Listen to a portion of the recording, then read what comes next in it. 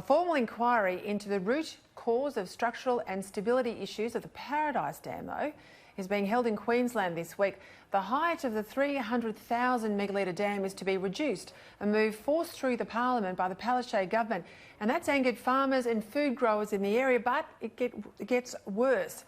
Now Sunwater, which is the state-owned company who run the Paradise Dam, they've launched a mental health campaign targeting locals who are feeling concerned about what's happening via print and radio ads, all paid for by the taxpayer, of course.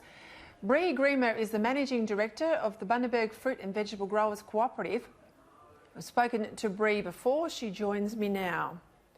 Bree, thanks so much for your time. Look, I'm sorry to have to come back to this issue. I would have hoped we had better news out of the Parliament before we last spoke, but of course the government got their legislation through, all designed to bring down the dam. And we just saw then the meteorologist from Sky showing us some terrific rainfalls that are headed your way, rainfalls that will not be captured through most of the Murray-Darling Basin other than through the river system. What's happening at the moment now that you've got these inquiries underway, inquiries I have to say that are coming after the decision, is there any hope that you can turn this decision around?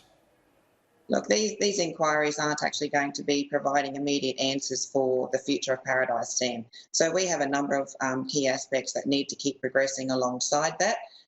We're really quite concerned. They're releasing water now because they require it to stay at 42%. They have said time and time again the dam is safe when full, except in an extreme weather event. So keep that water in there unless they're predicting anything to come by on the weather. That's what we're asking. Help me out. Why are they doing this mental health campaign? What's the rationale? It's almost like they're preempting something that they're not telling us. There will be no mental health issues if they just fix that dam at full capacity. It's very simple. That's what we're asking for. Is there something else that they know that we don't, which is coming out of the Building Queensland report? Because, as I said, there won't be any mental health issues unless they can fix this dam at full capacity and commit to the water that people have actually invested in the region on 15 years ago. Yes, just help me explain that again too, because so many farmers and growers moved into this area once it was opened up, once the dam was made known, in preparation for the dam to be built.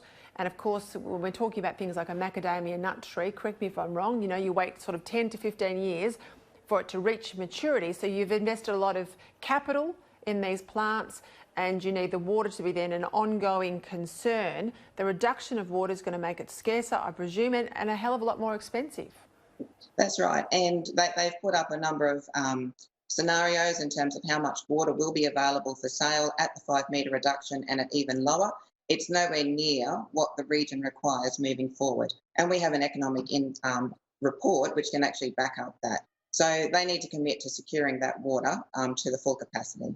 So what does it come down to? Is it coming down to just the quotes between fixing the dam to full capacity or fixing it in this band-aid way? It still costs over $100 million, I might add, but reduces capacity by about half and puts jobs and your industries in jeopardy. What's the reason why they're taking the cheaper option beyond just the price? Look, we believe it really is price that's pushing it. So long as they can meet their contracted obligations with the current water allocations, I believe that's all they're interested in. It's the future water requirements that we need to secure now. How do locals get their voice heard on this issue? They need to get behind the campaign, saveparadise.com.au. They need to follow the Facebook site. They need to talk to their local members. People need to realise everywhere where their food comes from.